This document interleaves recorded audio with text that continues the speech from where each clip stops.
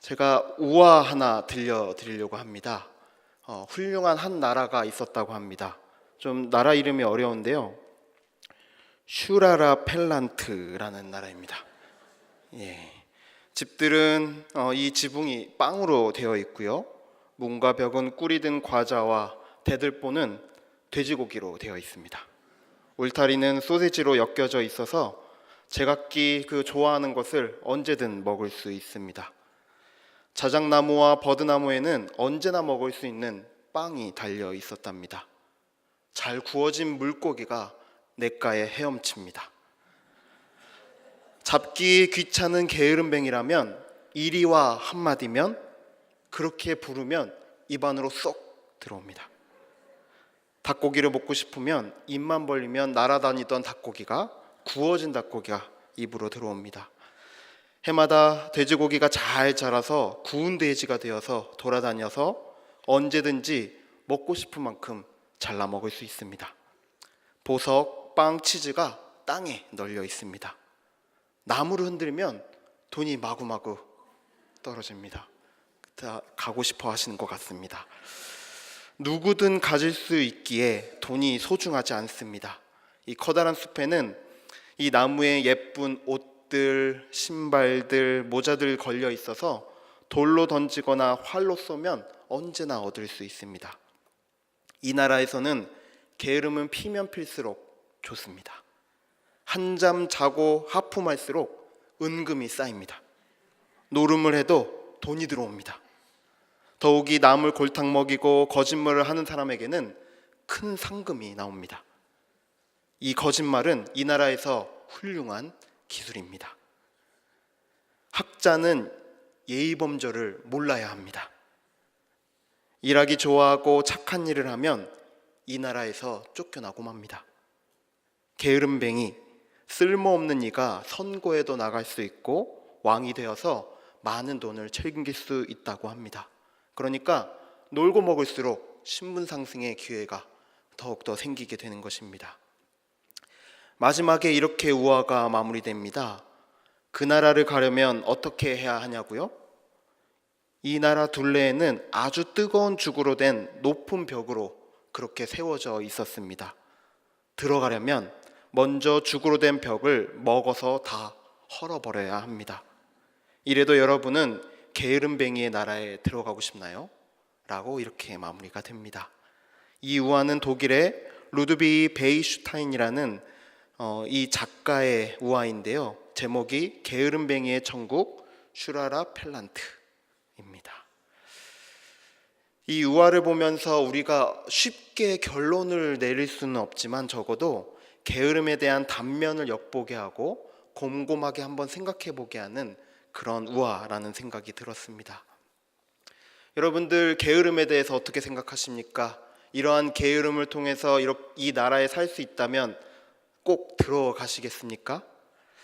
이 게으름이라고 하는 것은 잘 아시는 것처럼 내가 하고 싶은 일을 좀 더 미루고 어찌 되겠지라는 그런 태만함을 말하고 있는 것인데요. 현 시대에는 극심한 경쟁의 시대입니다. 그래서 게으름을 정말 나쁜 것으로 여깁니다. 조금만 방심을 해도 퇴보되는 이러한 시대에 게으름은 우리가 경계해야 할, 그리고 해서는 안 될 것으로 여기게 됩니다. 성경에서도 게으름에 대해서 경계하고 있습니다. 잠언 말씀을 읽어드리겠습니다. 잘 들어보십시오. 게으름이 사람으로 깊이 잠들게 하나니 태만한 사람은 쥐를 것이니라.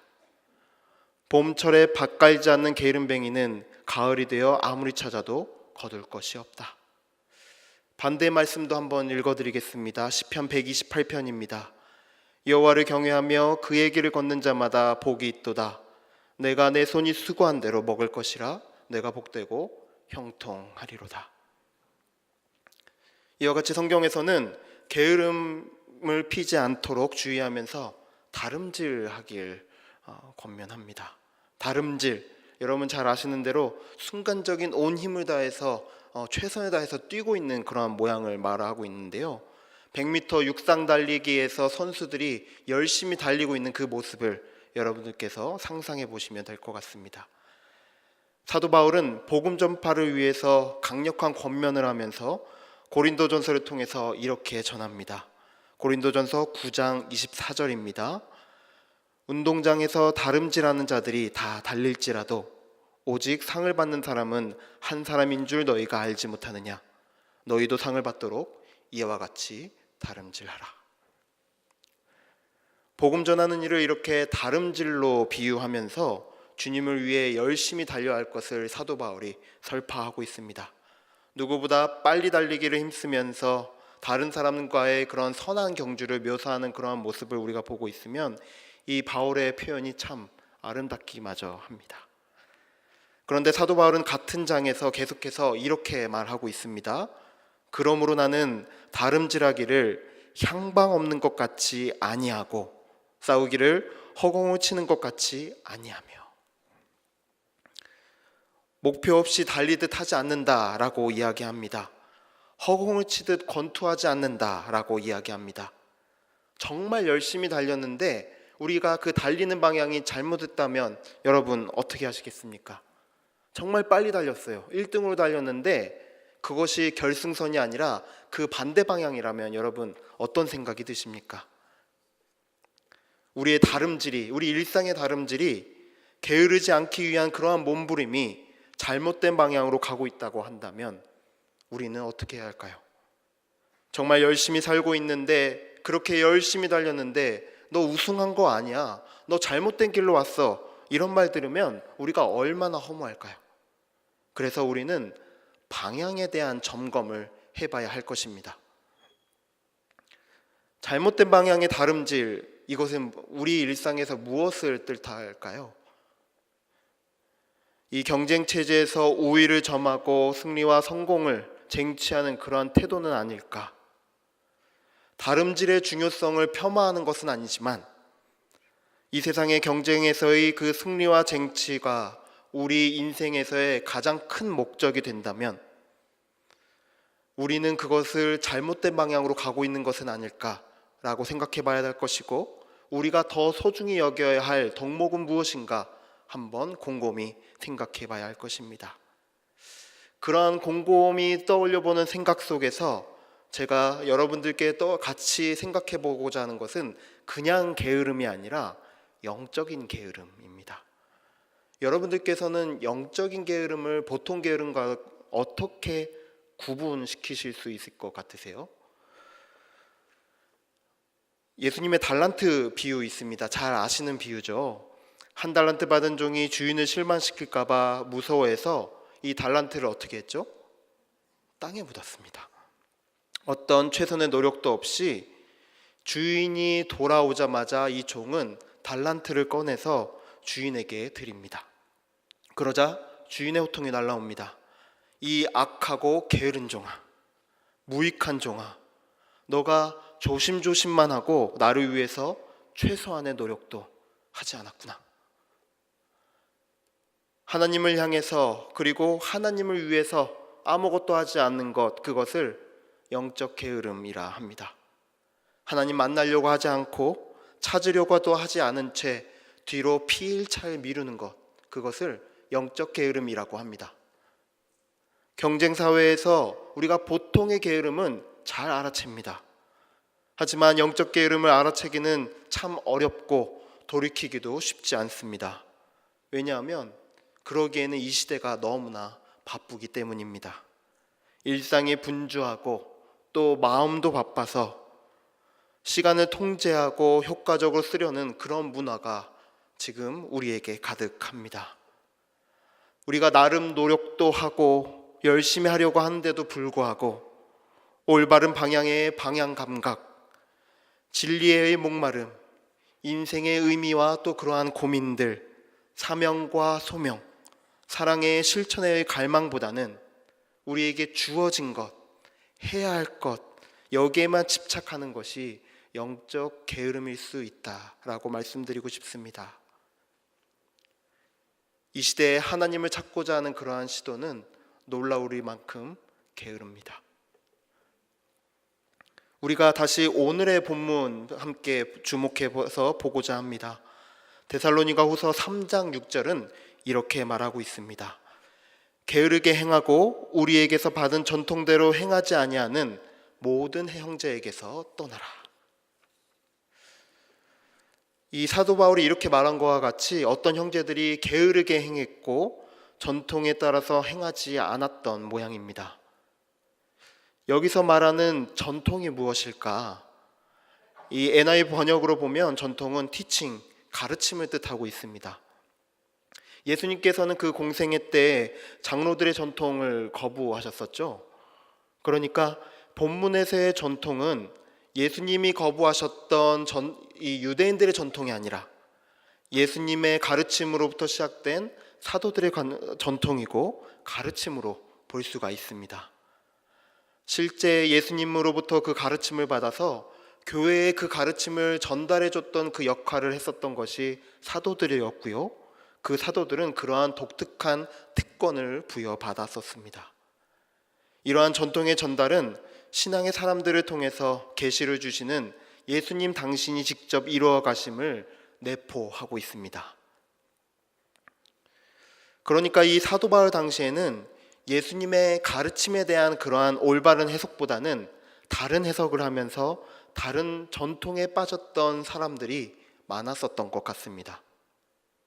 그중 우리가 오늘 데살로니가 후서 3장에서 봤었던 대로 일하지 않고 빈둥거리면서 게으름에 빠졌던 사람들이 그 사람들이었습니다. 대다수의 주석가들은 이것을 어떻게 해석하고 있냐면요, 예수님의 재림이 임박했다라는 것을 알고 믿으면서 그것에 대한 해석으로서 일하는 것을 포기했던 사람들이다 라고 해석하고 있습니다. 이러한 다른 전통과 가르침에 빠지지 않고 신앙을 올곧게 세우면서 좌우에 빠지지 않고 나아가는 표대를 향해서 우리가 전진해 나가려면 때로는 빠르게 나아가는 것이 아니라 속도를 늦추고 또 때로는 멈추어 서서 바라봄이 필요할 것입니다. 왜냐하면 그래야 예수님이 보이기 때문입니다. 우리 사람이 창조된 목적이 무엇입니까? 하나님께서 우리 사람을 왜 창조하셨습니까? 우리 주님이신 그 하나님을 찬양하고 경배하기 위해서 우리는 창조되었습니다.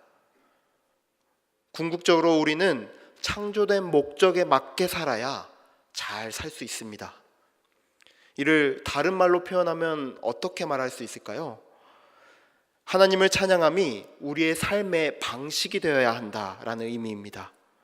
일상의 습관이 하나님을 따르고 하나님을 섬기는데 초점 맞추어야 한다라는 의미입니다. 우리의 영혼의 구원은 영적인 성숙을 이루어가는 것이고 전인격적으로 그 모든 것이 이루어져야 함을 의미합니다.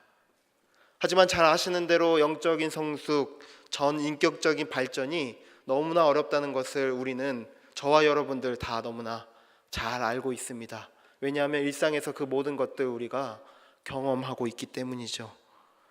처음에는 좀 잘 할 수 있을 것 같은데, 그래서 신앙도 고속도로를 달리는 것 같은데 금세 어려움 느낍니다. 앞으로 나아간 것 같은데 뒤돌아보면 제자리입니다.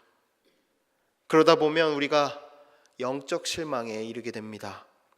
영혼이 어둡고 혼란스러워지는데요, 심적으로 흔들리기 시작하면서 희망도 사라지고 우리 안에 있던 사랑도 사라지게 됩니다. 그러다 보면 예수님도 의심하게 됩니다. 우리 안에 우리의 영혼이 게으르고 냉담해져서 우리를 창조하신 그 하나님에게서 버려지는 느낌도 들기도 합니다. 바쁜 세상에는 이러한 과정이 더욱더 신속하게 돌아가는 것 같습니다. 바쁘다 보니, 빨리 가야 하다 보니, 경쟁에서 이겨야 하다 보니, 우리에게 할 일이 많다 보니, 쉬는 날에도 잘 쉬어야 하다 보니, 또 교회 안에서도 해야 할 일이 많다 보니, 일하는 날에도 쉬는 날에도 교회에 오면서도 우리는 영적 실망에 이를 때가 있습니다. 도야라는 한자어가 있습니다. 이 도야는 질그릇을 굽고 새를 풀무질한다는 그런 말인데요. 여러분들 잘 아시는 것처럼 질그릇을 만드는 과정이 간단치 않습니다. 제가 한번 소개해 보겠습니다. 태토를 채취하고요, 불순물을 걸러내고 이를 반죽해서 그릇을 만든다라고 합니다. 그런 다음에 유약을 바르고 무늬를 그려서 건조시키고 그 다음에야 가마에 넣고 굽습니다. 그렇게 흙과 불이 알맞은 조화를 이루어야 정말 좋은 도자기가 된다고 합니다. 풀무질도 마찬가지입니다. 처음에 원광석을 불에 넣어 샘물을 녹여냅니다. 도가니에 샘물을 부어서 모양을 만든 다음에 여러 차례 담금질을 되풀이해야 한다고 합니다. 그래야 단단한 연장, 훌륭한 도구가 탄생한다고 합니다.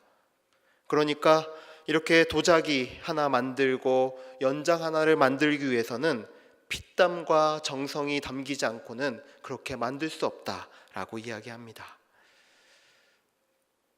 여러분 혹시 삼국지 관우의 그 무기 이름이 무엇인지 아십니까? 어려워서 모르실 겁니다. 청룡언월도라고 합니다. 이 청룡도는 과연 어떤 무기였을까? 길이가 8척이나 된다고 하는데, 그러니까 지금 말로는 2.4m, 저보다 훨씬 높습니다. 그리고 무게가 49.2kg이나 되는 그러한 어마어마한 칼이었다라고 합니다. 옛 이야기에 따르면 관우가 무려 석 달을 거쳐서 담금질한 대도를 불에서 꺼내는 순간 칼 끝에서 하늘을 향해 한 줄기 빛이 솟았는데 이 빗줄기에 하늘을 날던 청룡이 맞았답니다. 이 청룡이 흘린 피로 담금질이 완성되어서 이름이 청룡언월도다라고 했다고 합니다. 이러한 이야기가 있듯이 훌륭한 무기 하나를 만들려면, 또 우아하고 은은한 빛깔의 참 아름다운 도자기 하나를 만들려면 반드시 혹독한 담금질이 있어야 합니다. 믿는 사람의 삶도 이와 같습니다. 훌륭한 그리스도의 인격과 영적 성장은 저절로 만들어지지 않습니다. 담금질의 과정을 거쳐야 합니다. 뜨거운 불에서 아주 차가운 물에 식히는 과정을 반복하는 것처럼 하나님은 우리에게 견디기 힘든 온도에 시련을 주시고 또 훈련시키는데요, 이로 인해서 우리는 때로는 힘들고 고통스러운 그러한 경험들 많이 하게 됩니다. 그런데 그것이 하나님께서 담금질 하시는 겁니다. 여러 차례 거듭되는 담금질이 정말 훌륭한 연장, 정말 단단한 그러한 도구를 만들어냅니다. 내 인생에 다른 사람은 이해하지 못할 믿음의 훈련을 주시는 하나님 앞에서 영적 담금질이 되어질수록 하나님과 우리는 친밀한 관계가 되어집니다. 창조된 목적에 맞게 하나님을 깊이 사랑하는 삶, 하나님을 왕으로 섬기고 따르는 삶, 하나님은 나를 자녀로 부르시고 나는 하나님을 아버지다 부르는 그러한 존재로서 하나님께 영광 돌리고 경배드리는 그러한 삶을 살 수 있게 되는 것입니다. 이냐시오의 영신수련이라는 책에서 한 글을 읽어드리도록 하겠습니다. 그것들이 목적에 도움이 되면 그만큼 사용할 것이고 이 목적에 방해가 되면 그만큼 버려야 한다. 또 그 자체로 금지되지 않고 우리의 자유의지에 맡겨져 있는 것에 있어서 우리는 모든 피조물들에 대해서 초연해지기를 힘써야 한다. 그리하여 우리 편에서는 질병보다는 건강을, 가난보다는 부를, 불명예보다는 명예를, 단명보다는 장수를 더 원하지 않을 수 있게 되고, 그리고 다른 모든 일에 있어서도 이와 마찬가지로 오직 창조된 목적대로 우리를 더욱 이끄는 대로 원하고 선택되어야 한다. 창조된 목적에 맞게, 그리고 하나님을 찬양하는 그런 삶을 살 수 있도록 우리가 하나님을 멀리하고 있지 않는지 돌아보면서 담금질해야 합니다. 우리는 빨리 가고 싶어 합니다. 얼른 이루고 싶어 합니다. 얼른 쉬자. 대학에 갈 때까지만 고생하자. 좋은 직장 얻으려면 스펙 쌓아야 되니까 그때까지만 참자. 진급할 때까지만 인내해보자. 은퇴를 대비해서 조금만 더 노력해보자. 물론 이런 인생의 다름질이 나쁜 것 아닙니다. 우리에게 꼭 필요한 과정입니다. 하지만 게으름에 빠지지 않도록, 하나님께서 주신 제한된 인생을 허비하지 않도록 이러한 인생 단계에서의 다름질이 필요하지만, 그 목표만 바라보고 있느라고 그것을 위해서 노력하고 있는 현재의 과정, 지금의 나를 도외시하고 있지 않는지는 우리가 살펴봐야 하겠습니다. 또한 그 목표가 내 인생에서 가장 중요한 목표인지도 살펴봐야 할 것입니다. 두 번째 목표인데, 세 번째 목표인데, 나중의 목표인데 마치 1순위의 목표처럼 우리가 달려가고 있지 않는지 우리가 살펴봐야 할 것입니다. 사도 바울은 가장 중요한 목표를 향해서 달려갔습니다. 그리스도 예수 안에서 하나님이 위로부터 부르신 그 부르심의 상인 예수님을 향해서 달려갔다라고 고백하고 있습니다. 빌립보서 3장 15절에서 16절의 말씀을 세 번역으로 읽어드리겠습니다. 여러분이 무엇인가를 달리 생각하면 하나님께서는 그것도 여러분에게 드러내실 것입니다. 어쨌든 우리가 어느 단계에 도달했든지 그 단계에 맞추어서 행합시다. 사랑하는 동수의 교인 여러분, 저와 여러분에게는 어떠한 수준에 지금 현재 처해 있든지 하나님을 향해서 잘 갈 수 있도록 지금 단계에 맞게 영적 담금질을 해야 합니다. 영적 게으름에 빠져서, 세상의 그 욕심에 빠져서 잠시 하나님을 잊고 살아가고 있다면 우리는 멈추어 서서 영적 담금질을 해야 합니다. 바쁘니까, 그래서 얼른 해야 할 것이 있으니까 잠시 하나님을 옆으로 치워놓는 것이 아니고요, 우리가 해보고 또 해보는 겁니다. 하나님의 은혜를 구해보고 또 구해보는 겁니다. 그래서 우리 안에 하나님을 갈망하는 마음이 때로는 생기지 않는 것 같이 우리에게 느껴져도, 일상에서 하나님께서 우리에게 맡겨진 그 일을 우리가 잘 할 수 있도록 하나님께 담금질 되어지면서 점점 하나님께로의 더 큰 갈망과 은혜의 사모함과 영적인 정진을 우리가 이루어 가야 할 것입니다.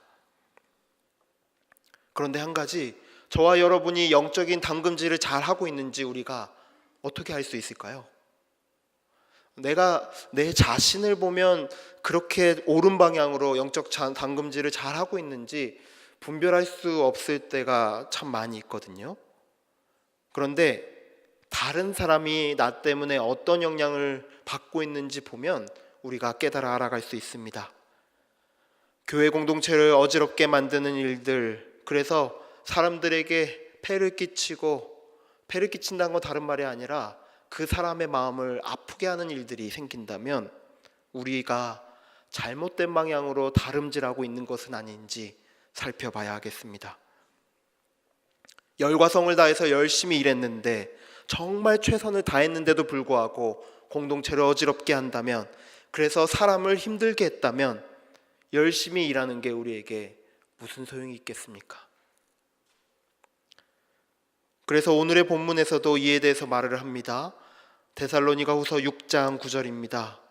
우리에게 권리가 없는 것이 아니요 오직 스스로 너희에게 본을 보여 우리를 본받게 하려 함이니라.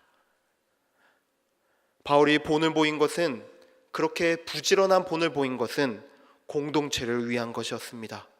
이 바울에게는 후원받을 권리가 있었습니다. 하지만 본을 보이면서 더욱더 열심히 일했습니다.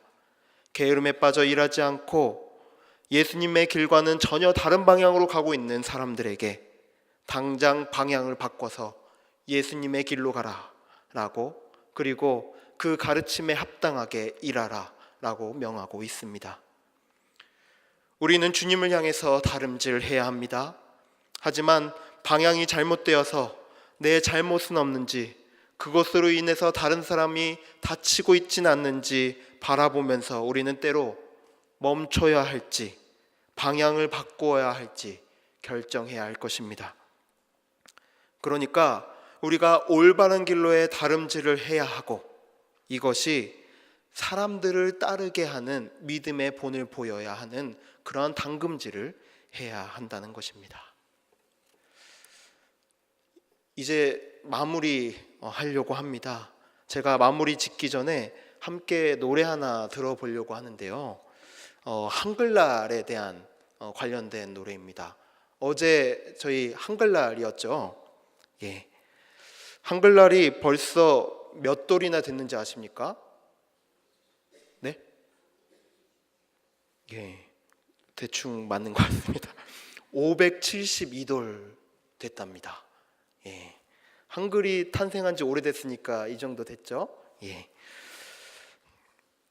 전 지구상에 3천 민족이 있고요. 7,000개 언어가 있다라고 합니다. 그 중에 글이 있는 언어는 40개다라고 합니다. 이 중에 한글처럼 언제 어디서 어떻게 만들었는지 이렇게 밝혀진 경우는 거의 드물다고 합니다. 1997년에 훈민정음 해례본이 세계기록 유산에 등재됐다고 합니다. 여기에는 한글 창제의 목적과 원리를 밝히는 세종대왕의 말이 들어 있습니다. 이 말은 우리가 학교 다닐 때 많이 들었었던 그 말인데요. 나란 말이 중국과 달라, 이 말 아시죠? 나라의 말이 중국과 달라서 문자로는 그 뜻이 서로 통하지 않아서 어리석은 백성들이 제 뜻을 펴고 싶어도 펴지 못한다. 내 일을 불쌍히 여겨서 새로 28자를 만들었으니 사람들이 날로 편하게 쓰기를 바란다. 이런 세종대왕의 한글 창제와 백성을 사랑하는 마음을 담은 노래가 있습니다. 이 노래 우리 1절만 함께 들어보겠습니다.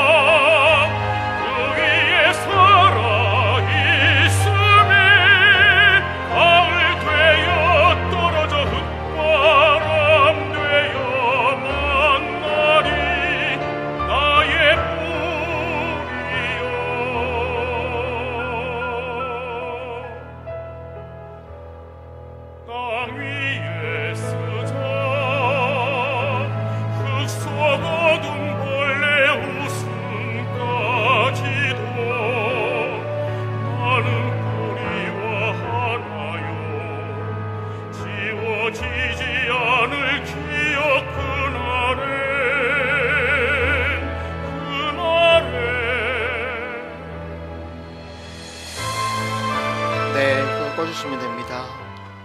네, 제가 가사 다시 한번 읽어드릴게요. 드려야 한다 아무 소리 내지 않는 듯해도 나는 뿌리가 아니요 하늘을 이고 이슬 머금은 잎이라. 말하게 하자. 깊은 한숨 꿈틀대는 가려움까지. 나는 뿌리가 아니요 바람을 불러 함께 노래하는 가지라. 엉켜엉긴 그 뿌리 살아있음에, 내가 그 위에 살아있음에, 가을 되어 떨어져 흙바람 되어 만나리. 땅 위에 쓰자. 흙 속 얻은 벌레 웃음까지도 나는 뿌리와 하나여 지워지지 않을 기억. 그날엔 꽃이라. 하늘 이슬을 머금은 잎이 꽃이 되는 목표 되려고 다름질하려면 보이지 않는 뿌리가 살아있음을 알고 뿌리 위에서 뿌리와 하나됨을 깨달아야 합니다. 새싹이 돋아나면서 뿌리도 땅에 박히기 시작합니다. 잎이 피어나면 피어날수록 뿌리도 엉키고 엉기는 담금질해 가면서 가지와 잎이 자라나게 하는 굳건한 기초가 됩니다. 가지와 잎사귀가 땅 위에 쓰려는 그러한 노력과 눈에 보이지 않는 뿌리의 땅 아래의 노력이 만나서 아름다운 꽃이 피어납니다. 우리 사람은 끊임없이 노력하고 그 노력을 통해서 발전과 성장을 거듭해야 합니다. 올바른 방향으로서의 노력과 발전, 성장이 삶을 살아가는 의미를 제대로 느낄 수 있게 하도록 하기 때문입니다. 그러므로 삶의 무게를 뚫고 우리는 용기를 내서 다름질해야 합니다. 하지만 잘못된 다름질은 게으름보다 더 나쁩니다. 왜냐하면 사람을 절망시키기 때문입니다. 내 야욕만 앞세우고도 그냥 효율이라는 이름으로 달리기만 해서는 다른 사람을 실족시킵니다. 그것만큼 질 나쁜 다름질도 없습니다. 우리가 하나님 이름 가지고 너무 달리기만 하지 맙시다. 한 송이 아름다운 꽃이 피기 위해서는 우리는 뿌리를 내리는 담금질도 같이 해야 합니다. 때마다 하나님을 경배하고 예배하는 그러한 삶이라는 창조 목적에 맞게 가고 있는지, 이를 위해서 우리가 예수님을 향해서 잘 가고 있는지 다름질하면서도 함께 뿌리 깊은 영적 담금질을 해가야 할 것입니다. 이렇게 주님 앞에서 적절한 다름질과 담금질이 어우러져서 주님 보시기에 아름다운 꽃을 피워내고, 그래서 하나님을 기쁘시게 하고 그 꽃이 사람들을 웃게 하는 것처럼 세상을 아름답게 하는 우리 모두가 되기를 소망합니다. 기도하겠습니다. 사랑의 하나님 아버지, 우리에게 말씀하여 주심에 감사를 드립니다. 우리가 하나님 앞에서 다름질하면서도 때로는 그 빠른 걸음을 잠시 멈출 수 있는 은혜를 주옵소서. 그 다름질이 하나님을 향하고 있는 것인지, 내 욕심을 향하고 있는 것인지, 혹은 그것이 뒤엉켜 있는 것인지 잠시 분별해야 할 수 있는 건지 볼 수 있는 영적인 눈을 열어 주옵소서. 그래서 하나님 앞에서 영적 담금질을 하면서 깊어져가는 하나님과의 친밀함 누릴 수 있게 도와주옵소서. 우리가 가고 있는 이 길이 울퉁불퉁하고 가시밭길 같고 좁아 보여도 내 마음대로 사는 영적 게으름에 빠지지 않게 도우시고, 다름질과 담금질을 적절하게 하다 보니까, 그래서 조금씩 그 예수님의 길로 나아가다 보니까 하나님의 복된 자녀가 되어서 하나님과 어우러져 삶의 기쁨과 행복을 누리는 우리 모두가 될 수 있도록 주님 역사하여 주옵소서. 우리는 너무나 사랑하신 예수님의 이름으로 기도드립니다. 아멘.